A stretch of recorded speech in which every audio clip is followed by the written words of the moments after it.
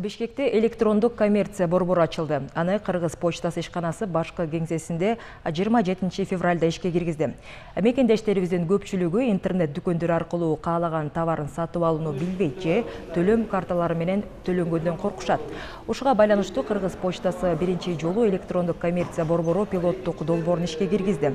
Мында жарандар келип, оператордун жардамы менен керектүү товарын тандап, акчасын төлөп, белгилүү бир убакытка аны алып кете алат. Кызмат көрсөтүү акысыз пилоттук долбоор азыр бир гана кеңседе иштөөдө. Жакынкы күндөрү Бишкектин ичинде көбөйүп, андан ары 40тан ашык почта борборлорунда ачылат деп ишкананын жетекчиси Талайбек Эшалиев билдирди. Кытайдын поштасы аркылуу заказ кылынат, ал бир айдан бир 2 айга чейин болуп калышы мүмкүн да. Бирок биз азыркы учурда мына Кытай поштасы менен эки тараптуу келишимге кол койдук. Ал жанагы эме деп коет, МС деп коет, бул тез почта. Ал боюнча ишке киришти. Эми азыр ушул электрондук коммерция боюнча дагы эки тараптуу келишимге кол койгонго сүйлөшүүлөр жүрүп жатат.